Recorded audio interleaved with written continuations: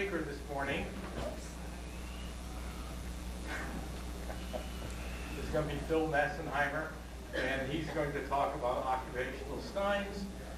And I think we'd be hard-pressed to find any other place probably in America to talk about occupational steins that has this type of knowledge. So it's absolutely delightful.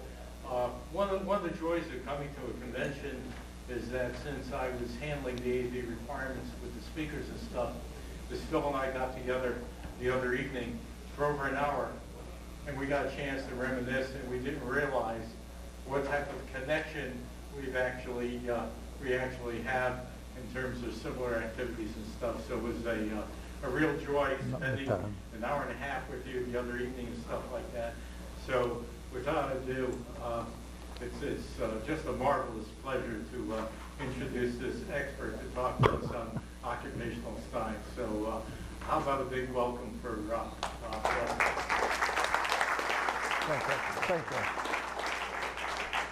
Thank you, Alan, for the introduction. But before we get started, I would like to thank the executive board for all the work they did this last year. I think they deserve a well round of applause.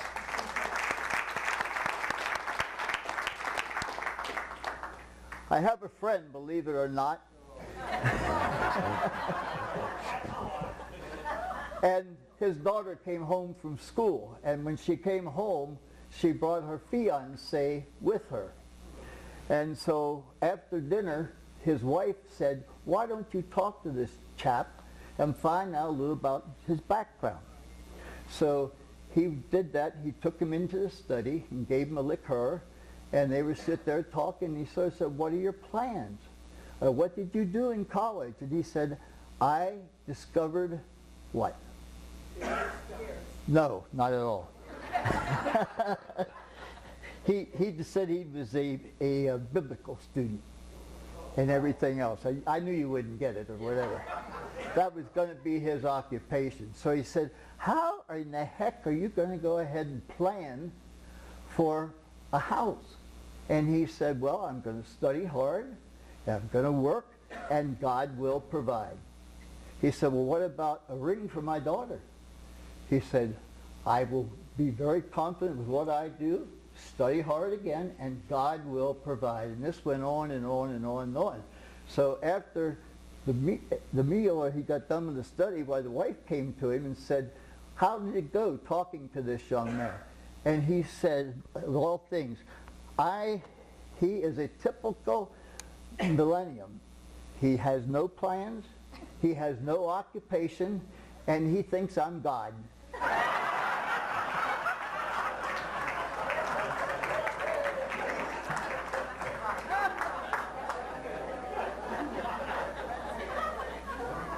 I was asked to talk about my book here and the reason why, how it came about. Okay? And the reason is because not too many folks have written books in the last couple of years.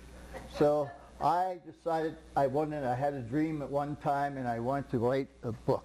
And I tried to go ahead, and I kept all kind of notes and had all kind of things around. And I decided that I need to get a picture. And in occupational steins, the picture usually goes from handle to handle. And what happens is when you pick it up or take a photograph with a handle to the left, the handle to the right, and one in the front, you don't get the whole scene. So what I wanted to do is come up with what they call stitching with landscapes and things like that. And I didn't know how to do it. And lo and behold, Ginger Gingras came up and she showed me how. And that took about a year and a half afterwards. So I got busy and we did that. So my wife supported me, Peggy, and everything else, and put up with quite a bit. And I had a lot of help from a lot of people to get things done.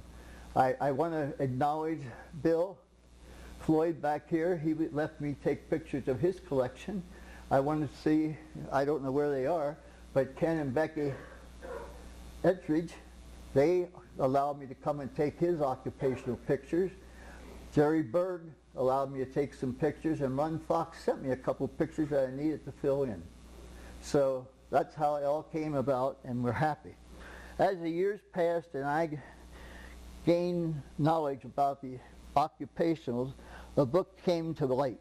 showing the different types, explaining the writing on them, and already why the Germans collected occupational steins and why they made them. I did not know. The latter idea on my book, this idea was on my back burner, I guess I would say, for a number of years before I got off my lazy you-know-what and got busy. The problem was, how could I do that so the whole picture showed at one place? And this is where I talked about stitching. So what we're going to do is, without further ado, why this book is important, the preface, I will show you in a minute, explains it all, and we'll go to that.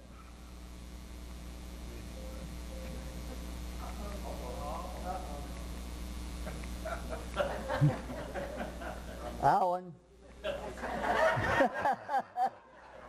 Last year when I gave a talk, I tried to talk about Schaefer and Vodder, and the projector was burning out, and you couldn't see the pictures, and I was a little upset. I should have stopped. You got a spare too. There you are. You all recognize that? What I'm going to do, I'm going to talk about collecting occupationals. I'm going to introduce you to my book. They asked me if I would do this, so I always appreciate free advertising. It's called Long Live the Occupational Stein Collector. Making an Ishkanner Metzgerkrug, we did that, and I don't know if you know what that is, but I will get into that a little later. We were real lucky to document that process. And then I'm going to show you some of my favorite occupational steins over the years that we collected. And here we go. Actually, the Germans and us, but more so the Germans in formal times, their occupation or what they did was a tribute to one's life work. And that's sort of the definition of an occupation. It's somebody's work that they've done or whatever. And the Germans have a very structured program to go ahead and learn a trade, which you'll hear more about later. This is the cover of the book, and you notice that we have all baker occupational. I prefer to work on this one over here, the porcelain type with a lithopane in the bottom. Now, these porcelain are cousins to regimental steins. Now, a lot of times they took the body, and they, instead of making a regimental stein, they would go and make a occupational. They'd go to the marketeer and say, I want this, this, and that. And then they would give it for somebody's birthday, some type of event, history, or whatever.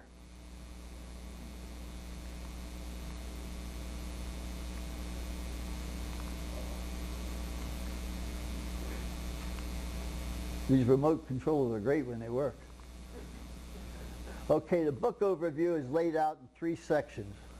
The introduction, the body, and then the appendix. And these are the things you find in a book or whatever that you see. I had a lot of help with this, and one of the big ones where you probably know this is a master steinologist, George Schomburger. They're in Germany right now, but they were a big help. And I put a special tribute to them for all they did. They made the book possible to be bilingual. The book is in German and in English to get things done. And they did a wonderful job, and also he was a conduit for me when I needed to talk with the Germans. They translated and everything and got everything going. That's how we were able to document the process of an Ishkanner Stein. Okay, this is the preface that I talked about, and I got to get up here to read it. This book's primary focus is to provide information, I'll let you all read that, about occupational steins, what they represent and why. And you can see this, just this first paragraph up here. The screen doesn't respond to that. No, there it is. Basically, the knowledge is to go ahead and enhance one's idea of what's going on with a stein. And here's the German, and it's 4 pages of preface. I left my brains running the floor, and I was able to do this. Okay, then we have a section on the occupational steins, a little bit about their history or whatever, and we have about 11 pages covering this. It gets a little better after this. I know you don't like the writing. Okay, these are some of the photos that I got from Bill Floyd, and everything else. We call it early drinking vessels, and he had quite a few early drinking vessels that were occupational.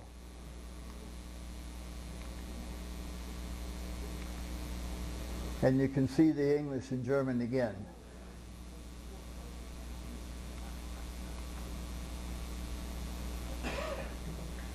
I have to press this quite a few times to get it. I have things coming in and out all the time. This is one of the Steins, and this would be the layout in the early stoneware Steins or early Steins section.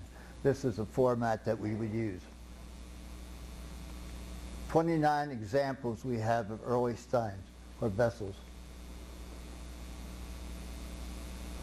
Then we tribute to Metlock. Did you ever think now, Metlock made 2 series of Steins, and they're 12 Steins each.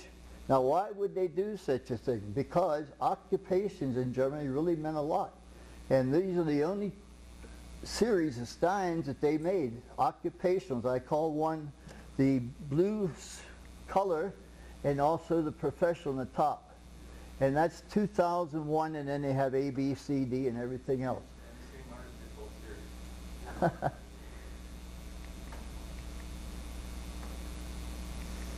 And then I have a section, what I've done, this is the blacksmith, and you can see what I'm talking about, to see what you can see the whole ramification. That's called stitching.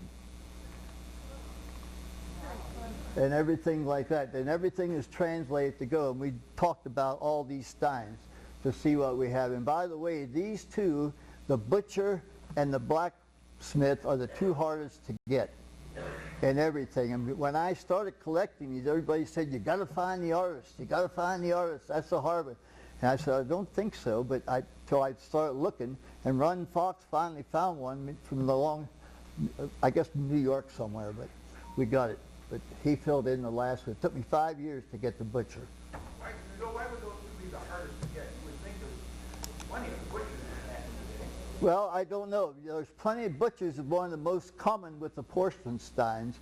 And I just don't know why. They didn't have them or whatever. Maybe they threw them at their wives. I don't know.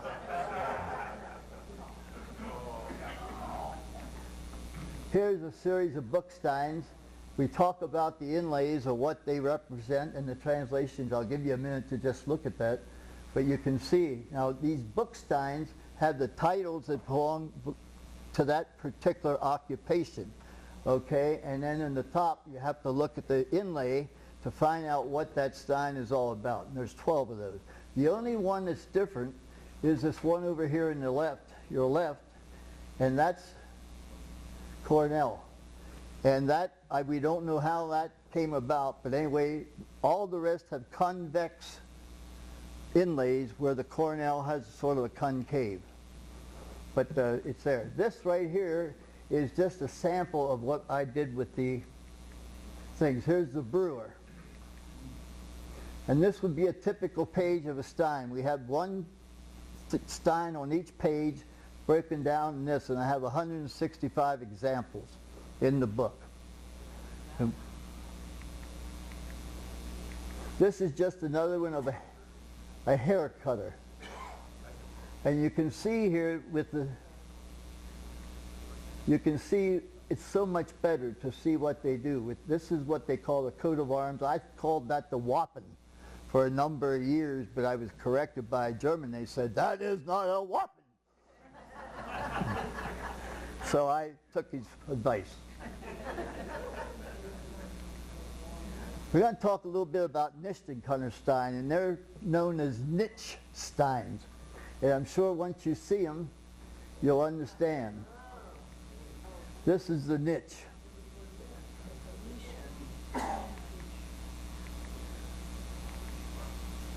This is a typical page for the niche Stein. We have a section about for those.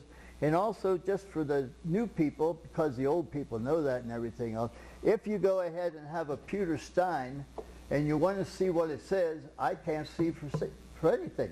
So what you do is you take a little cornstarch and rub it in the etching and just blow it away or wipe it away, and you don't have to worry about it. You can read it if it's legible at all.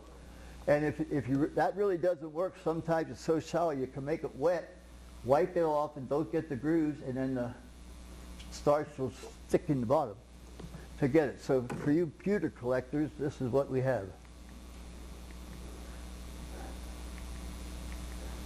This is another. This is. So do these ones have potassium marks on them? Some of them do, most not. Most of them do not. The thing that I still haven't cracked or whatever, most of them are dated the early 18th century, 1700 and this and that and whatever. And talking to the Germans, I tried to pin down what that date represented. I thought what it was, they always tell you the town, the occupation, and he's a Meister. So I can say that these steins were given as gift to Meisters, whatever their occupation was. But I'm not sure exactly why that date is there. My theory in the beginning of this was that I figured that the date was when that particular occupation was founded in that particular city. In other words, that trade or whatever, but I was told I'm all wet. That's how I lost my hair. This is one that's sort of unusual and hard to find. It's for a glazer, somebody that puts windows at whatever. But you can see how I've used the white to go ahead and read it. I think personally it's so much better. And the nice thing about these niche steins is they always have a picture in here, and it's pretty easy to understand. It's not a whole bunch of writing on them. Here's another of the bakery you saw in the beginning. This is their coat of arms here. This is a pretzel, and of course a bun is what that is. You'll see that a lot of times. There's now different varieties. I have one that they're already putting the loaves of bread in the oven, but I didn't collect those. I just tried to keep one of each thing, and we'll get into that a little later. This is probably the most fancy. This is for a vintner, a winemaker. You can see here it's pretty elaborate, and that's all done with cast pewter parts and everything else. And it's a lot of pewter attached here with leaves and everything else. So it's pretty fancy. But you can see the date. Now here's 1767. If anybody knows what that stands for, I'll give you $1. Yes, sir. Could it be the founding of the guild? That's what I thought. But they're all different dates in different towns. No? What is it? So every guild had a list in the city where all the masters and all the members of the guild were listed. Yes. And this date is when this specific man entered the guild. So from that day on, he was member of the guild. But my problem with that is that most of these steins were not made that early. They're made at the end of the beginning. They were custom made. So the writing was custom made. Okay. So they had so many members of this guild, the stein was made. That's why the dates are different. And then if a new member was become member of this guild, he became that stein, but his name was written into this shield. Okay. At the date, at that time, he became member. Thank you, Beatrice. Appreciate it. I'll buy you a beer. So you can't get away with anything with these folks. Okay, now I want you to, can anybody tell me what's different about this particular one? You notice I didn't have pewter occupational stein. I didn't say pewter niche stein. And the reason is because it has no niche. The figures are on the lid, and they're cast and put on there. And you can see that that's for a cooper. They make barrels.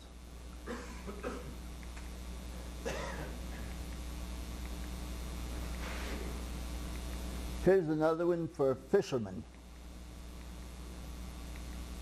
Whoops, a little too fast. But the occupation was depicted on, well, never mind. Anyway, the occupation is depicted on the lid. And they're very hard to find. You don't find that many of them. I only have 3 over the years. So, Okay, I have a section on inlays. And inlays in Germany had a big problem to make pewter and getting tin. So what they did is they substitute the ceramic or the porcelain insert and put the decoration on that. And I don't know why, but in former times, if you bought a Stein, one that had a solid pewter lid cost a lot more than one that had the inlay. But we Americans are very fickle, and that's before we had Trump, that and everything. So we like the inlays. So we have 35 examples of those of different occupations. They also made metal inlays. And this one over here is sort of interesting. That's for a soap maker of all things. And this is for a Bergman, and this is somebody that didn't keep it clean or whatever they go, but they're a copper. I have a section on assorted occupational items. And these are ones that you find, and you can't collect everything, but you can find them in the Regensburg type with an inlay lid. This one over here you see is a character Stein that people, that people have. And this came from a German we know that was a cooper. And that was given to him on his birthday.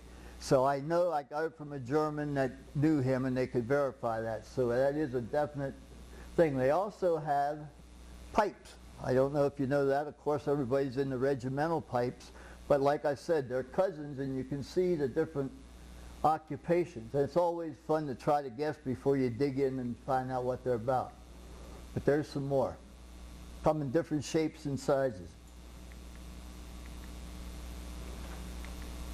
Here's additional examples. In this section, what I did is it sort of shows this one here was given as a birthday 25 years from his wife. This is the fireman, that's a picture of the fireman put on there, and they're very hard to find. And then here's a beer wagon, which you all would like to stand by when they stop. I have 43 examples, and what that is, when I put the other 165 examples, these are different scenes or whatever, Steins, or whatever to get.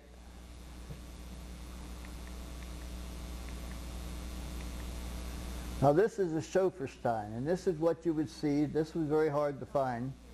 That's what is in the book. And this is going to show the scene variations, what I'm talking about. In other words, what I did, I selected this one over here for the book, and this is another same thing for a chauffeur. So you can go crazy if you want to. And just imagine this guy here. I got to stay near this. You got to go, here's the chef or the boss, and they're going on a picnic or something or whatever, and look back here. All his employees are following him to go ahead. He leads in front and blazing the trail like all bosses should do. But these are funnier, and it's sort of interesting to see.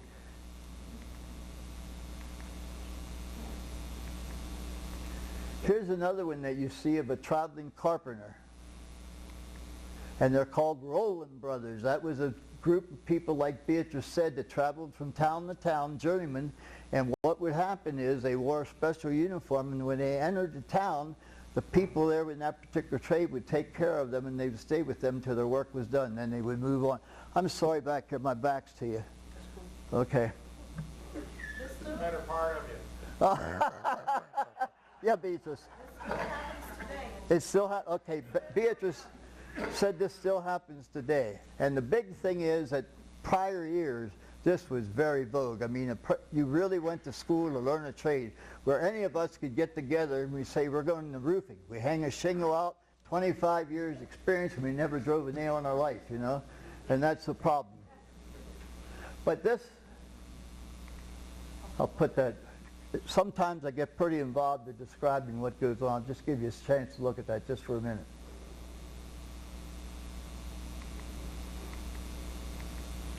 Okay, then we're talking about scene variations. The same thing, this is the Rolander Stein, brother. It's called Roland Brothers. But you can see in here, they both have the crest, or the arms.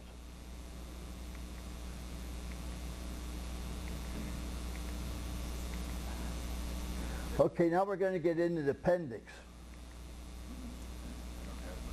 You don't have, okay. Should I ask how many people have their appendix? Never mind. I don't know about all of you, but if you go and look at an old German chart, this is what you see. And you look at the capital letter, the little letter, and you can't tell it's an F, a T, a J, or whatever it is, okay? And I'm not the sharpest knife in the drawer. So I had to come up with something to make that a little better. And what I did, made a blank screen. I drew a blank. But here it is. What I did, I grouped like things together. And look at the F and S. It's so hard to go. And by the time you go and look at one to get to the bottom and you forget, at least I did, where you were or whatever. So this is my cheat sheet, and that's in the book to get everything done. But you can see the difference, how similar they are. Well, just having that single page is probably worth the price of the whole book. I would. Do you think so? All right, you all heard that, didn't you? Customer feedback.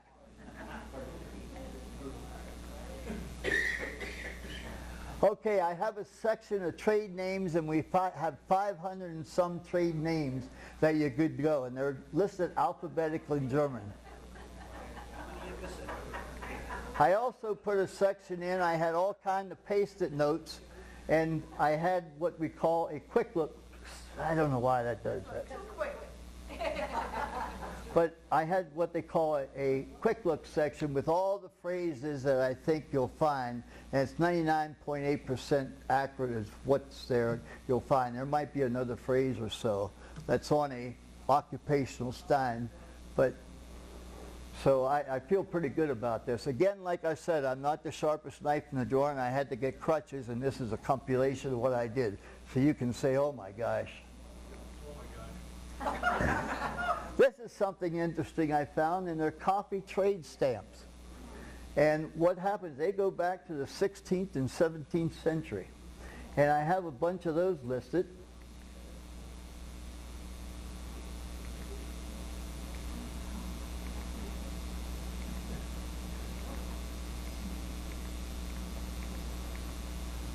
And the nice thing about this, they give you an idea what the shops look like or what was perceived as what they look like. But the thing is, most of them have a coat of arms for that particular occupation. So you can go and see these different coat of arms. Where are they? They're down the bottom here. So I have a book that was written, yeah. Yeah, well I know you didn't, that's why I put it in there, Roy. Bill, what were these stamps used for? Huh? What were these stamps used for? They just sort of collect it when they got coffee or whatever, you know, just like we did in America. And they had an album or something, you could paste them in or whatever. I just had a book that I got that had these in. And I used that a lot to try to determine what the coat of arms was and go for the occupation. So we have a bunch of those. The other thing that they did, they didn't have photographers back then.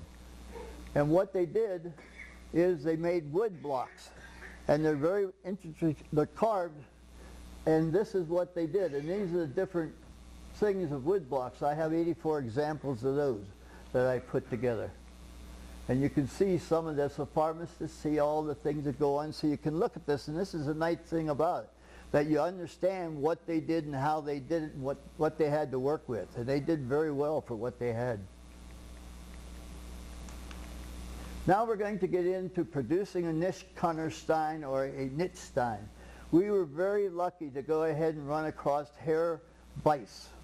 That he works at the Wagon Museum. He's a Zinnmeister, which is a pewter master. And to go and get your master, you have to make a certain type of thing out of the materials, whatever it is. And he had to make something. But he and his wife documented, this is what we're talking about. This is an Stein we made for George Schomburger, for what they did. He was a butcher and he had his meister for that. And you can see the pig, and we'll see better pictures in here, but there's a butcher and there's a pig. There's a coat of arms, and it had 1955. Beatrice, is that when the guild was founded? No. You became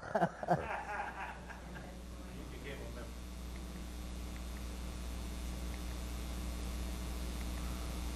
These are some of the things, and I have 4 steps in a page, and we go through and have 58 steps. I'm not showing you all, but it shows from start to finish how you make a niche stein. And I don't know if you know it or not, but when they worked in these places, they had a pot of pewter that was all the time there, and they go dip it out, and then they take these molds and make a bunch of parts, and then they put them together.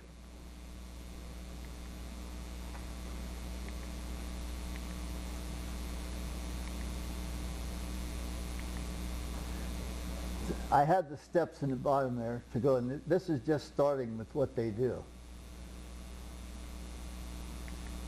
You can see it's starting to take shape.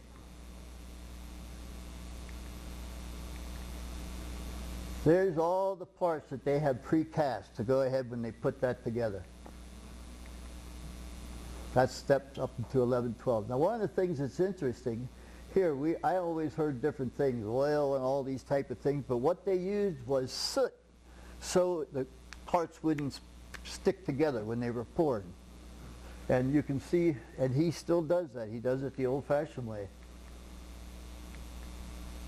So did he have plans or drawings for these parts? No. What the museum had all the molds, and all he did was buy them. And a lot of they used the same molds for different things, and then when the niche or whatever it was, they made those special to go. But they could make a bunch of them, and then go from there. Here you can see the soot right up there, and how this is where they poured the pewter.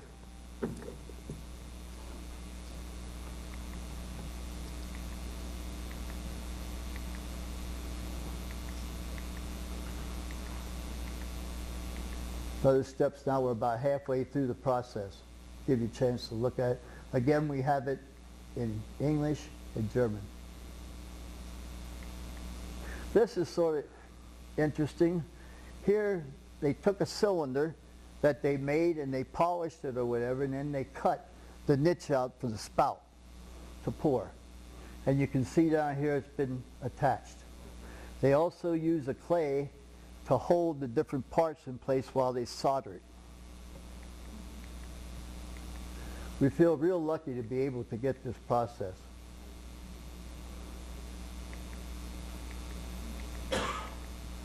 We have just a couple more. Here you can see a better example of the butcher and his pig. Looks like a dog to me, but I don't know. I guess they had dog meat.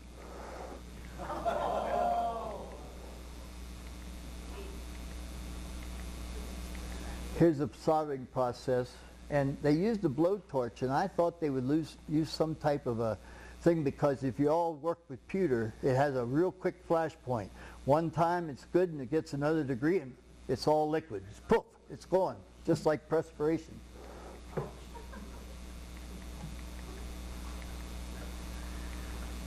Here we are, we're getting near the end right now. They're polishing it off and getting everything done. They use a lot of these rotor tools. I don't know if they used those in former days or not, but they do it now. And it helps, makes life a lot easier.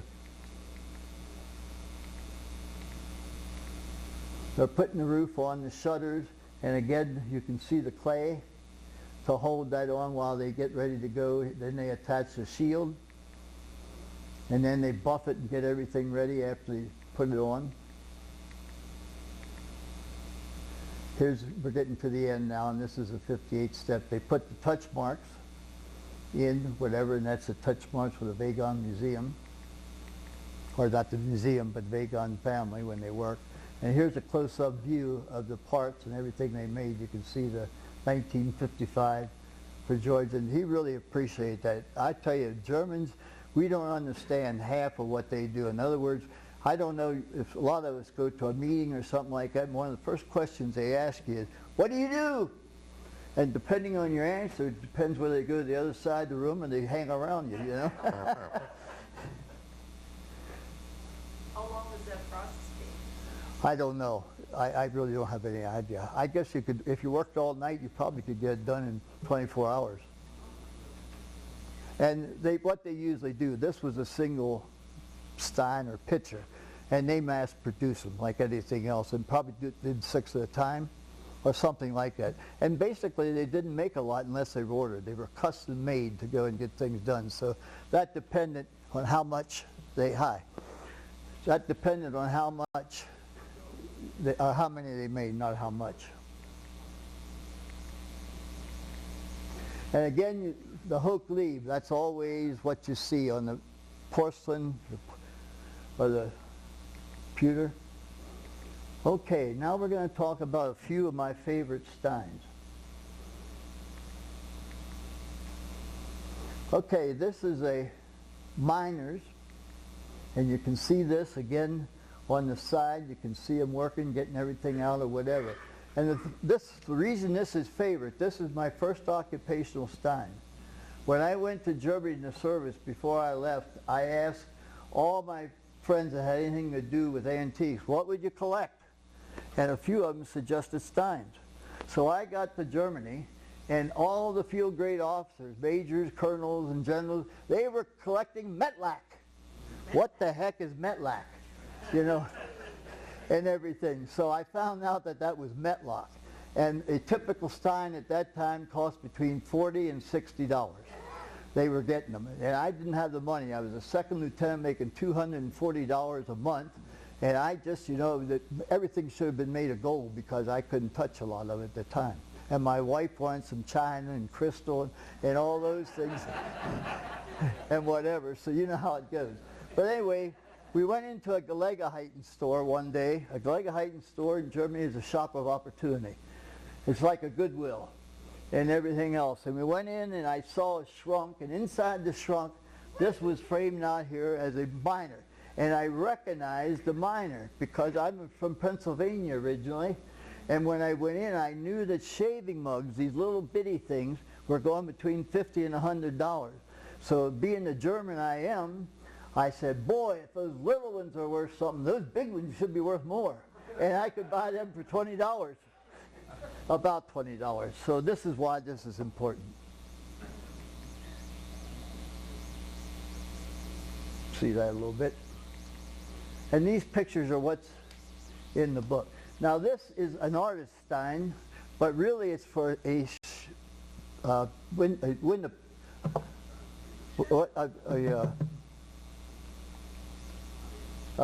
sign painter. I'll get it out yet. I'm like Roy, I forget. But anyway, you have to look at operator error. Collect those two. Yeah, I do.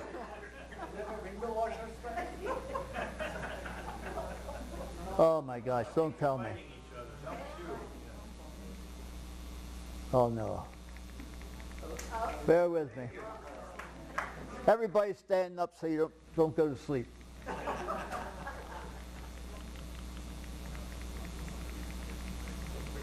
This is a quick review. I want you to take notes.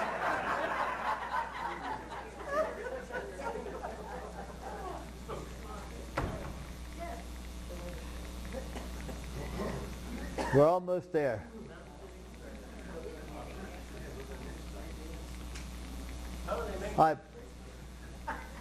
Well, I tell you, once upon a time, Hey, Phil, if I wanted one of those made for me, You're about halfway there. okay. I'm only halfway there. That's what you think. I'm 3/5. Somebody wanted to know how much it would cost to have those made custom. You know, I really don't know. And today with the euro and things like that and the time, do you have an idea, Beatrice?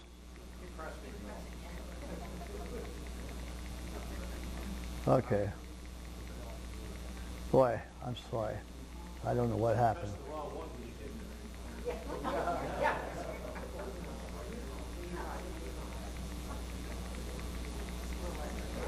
You know, I bet we could post that far on video on YouTube. Okay.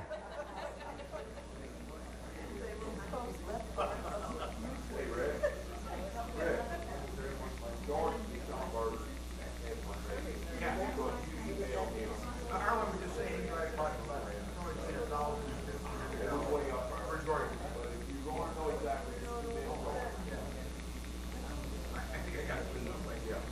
Okay, we're getting close.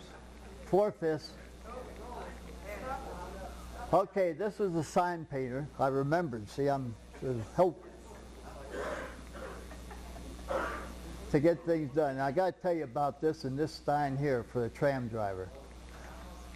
When I was back in Pennsylvania, I tried to join SCI and they didn't want me. I was message reject and everything else. So they had what they call a spinning wheel magazine.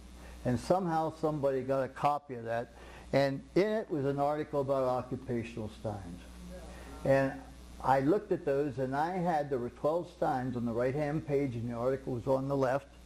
And I looked at those and I had 10 of them, but I didn't have 2. And the 2 I didn't have was a sign painter and a tram. And I looked for 25 years to try to find those daggone Steins. And the message to you new collectors, don't give up. But anyway, they had an auction in York for Schwartz. And when I got there, I found the sign painter and the tram driver. And I had those to get whatever. And I found out that they were the same Steins that was in the picture. And what happened in the magazine, the lady wrote the article, and she went to Schwartz to get his Steins to go and take photos of. So I have the exact Steins that were in that article, and I felt good that day. So the message is, don't give up. Okay, now this is an interesting Stein, in that...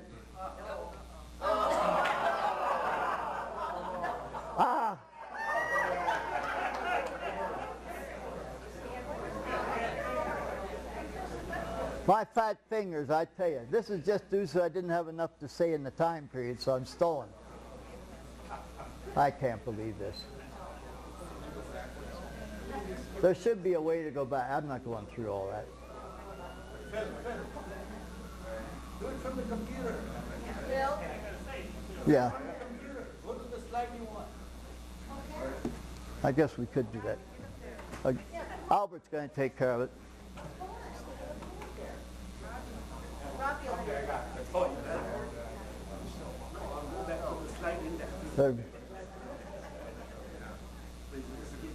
It's always a glitch, and I'm the.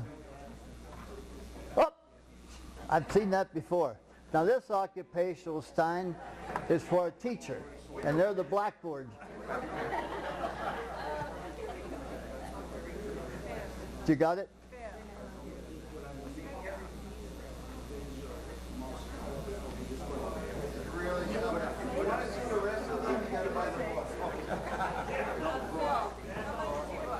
$65. I have a few. I live in Seattle. Yeah. Okay.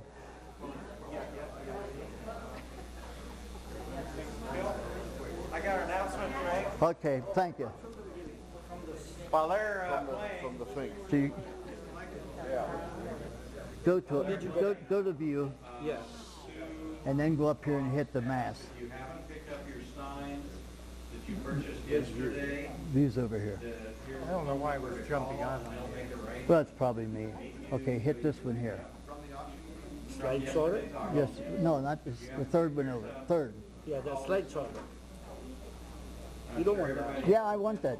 Just I'm going to tell you how to do it. Okay. Now. Why don't you let him sit down? Sit down. 631-553. Okay, hold on. Here we go down. 3842. 631 And then just 553 3842. There. okay. And I Okay, suppose just it'll this one? be Yeah. available outside. Now go back over and hit that one. There. Now how do we get this on the screen? Well, you just click on that.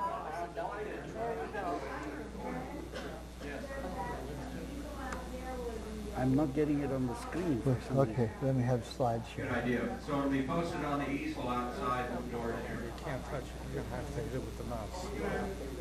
We need a quick 5-minute Okay. break. No, we're ready to go here in just a minute. Okay, what you do? Okay, just hit that. No, oh, here. Slideshow, yeah. And I'll say from the beginning or where the current slide.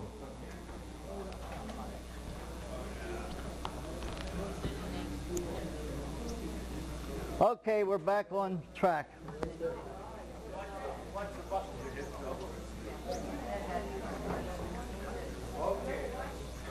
This is one of my favorite steins. It's for a milk, cheese, and with milk, cheese, delivery, and eggs. And he would take his cart. Again, you learn a lot about the custom. Yeah, I'm careful. Okay, this is an interesting stein. I got that from Les Paul, and he said, well, I think you got one for hay. And you got to look at the pictures very carefully to determine what's going on. And if you look at this, you'll see a pole going this way here, okay? And whatever, and you'll look down here in the wagon and you see a hook. Well, he was a hops farmer, okay, to get things done. So you really got to look at the pictures to determine what's up. And that's especially true with traveling or driving. You have to look at what they're pulling or what they're moving. Not only do you have to look at that, you have to look at how many horses are on there, if they're using oxen or whatever. And we'll get into that in just a little bit. This is different because it's a beer wagon, but you'll notice the oxen. And what happened during the war, most of the horses were taken from the breweries. And they had to get around. Oxen were very strong, but they had no endurance. Okay, so what they did for their local deliveries, they would use oxen in the city to go ahead and get to the customers they served, and then they would use the horses to go a longer distance to another town or dorf. Okay, so this is sort of rare. It's different. You see that in a minute? Now this is something, who would guess? Sulky drivers. You find it on the land and everything else, but they had them in the winter. And this is an unusual one or whatever, so I picked this because I liked it as an unusual occupation. You never know what you're going to find. I've been told, I've never seen it, but I'm told they made one for a guy that made wax paper. Can you believe that? Maybe they were pulling my leg, I don't know. This is one, and the reason I have this up here, most of the steins are made in Germany. This one was made in Czechoslovakia, and it's for a sickle manufacturer. And the thing is, see, with you can see the whole process here, and if you look at this, it's hard to comprehend, so that's why I like the stitching. That was my gimmick. This is for a priester, or a priest, and everything. This is probably the fanciest. There's gold on there, whatever. And there was an article Walt Bogdes wrote about this some time ago in the Prosit. I don't remember which issue it is, whatever. But it tells about him, and we researched to find out all about it. I gave him the information. But that's a neat stein. This is a neat stein in the fact that they made a lot. Wood was a big thing in the former days. And it's for a sawyer or somebody that would operate a saw, sawing the timber. But the reason I like it, you can see the saw over here, the logs coming in, but they also made one with a lumber yard, and they took it out. So this sort of shows the whole process of making lumber. And I sort of like that, and plus I majored in forestry. This is different. Now Robbie's been trying to get this for some time, or whatever, and it has his name on the bottom.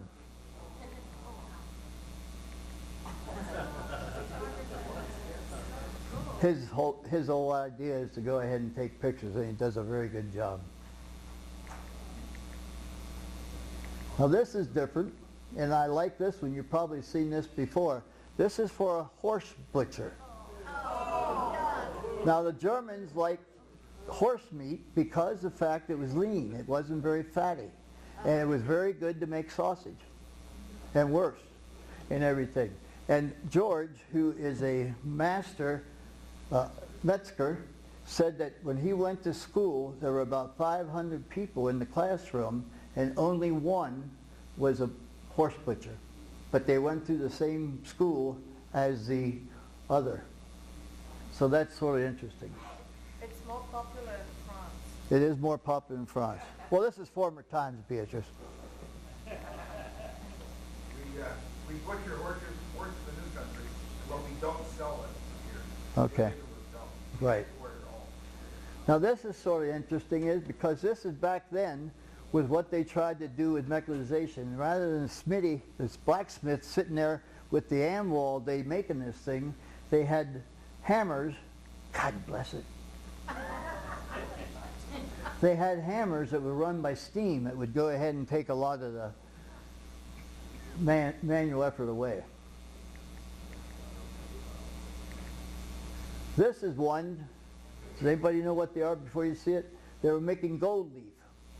And they're picking the gold like in a conveyor belt down to see what happens. Who would think, or who would thunk that you'd see somebody getting gold leaf and making the process? And you can see in this particular one, the scene is all in the front. It's just the writing or whatever that occupation is in the back. This is different it's a woman farmer. And women took a back role to the men during that time. And to have a woman farmer like this, it's sort of a rare type of thing. So in collecting a stein, an occupational stein, if you see anything with a woman on it, well, you want to get it because it's very rare. They were not. She's not cleaning house. That's right. This is one of a waitress, and you can see, I like the occupational because you can understand what's going on here. Again, with the letters and the verses on the side. This is for a bottle filler and getting things done. But see how detailed it is or whatever, and when you put it up there, you just really don't get it. That would be the picture in the book. This is one of my favorite steins. They had a little bit of comic in them. You can see this is for banking. And the guy, you can just imagine that banker who's very stuffy coming out when the guy ran into the window.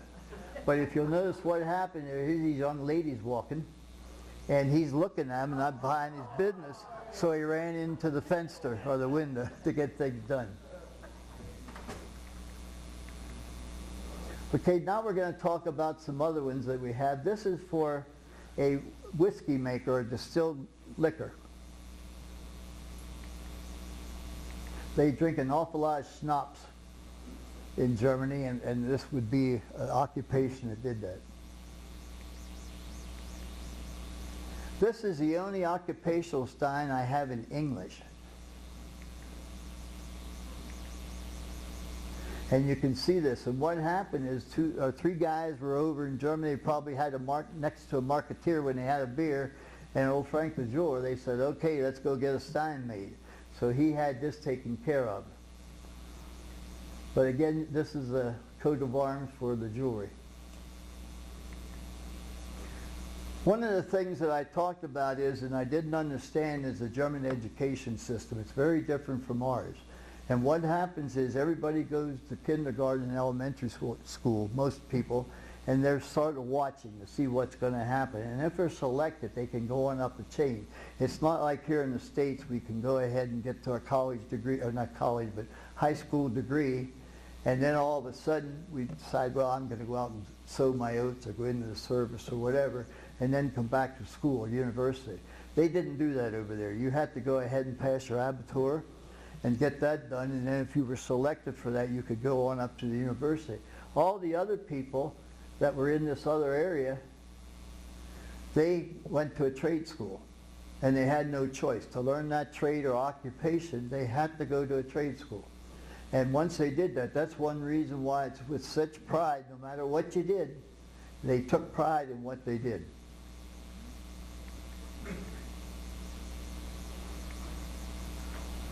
One of the most asked questions I get concerning occupations, what do you think it is? How much? No.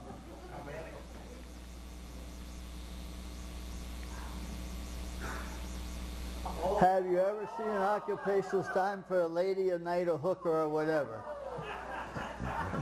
I get that question asked more than anything else. How many do you have? I don't.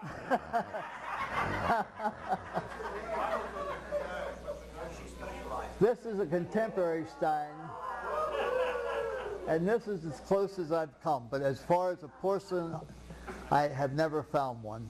Okay, so this is my answer.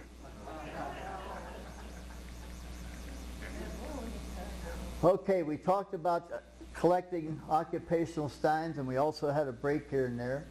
It's an introduction to my book, Long Live the Occupational Collector, Stein Collector, with the title in the book. We talked about making a Nischkunner Stein, which we have the complete process documented in the book. And then I shared some of my favorite occupational Steins with you, tried to do that. So without further ado,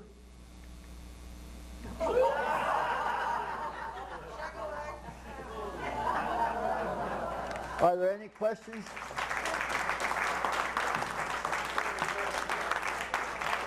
Thank you.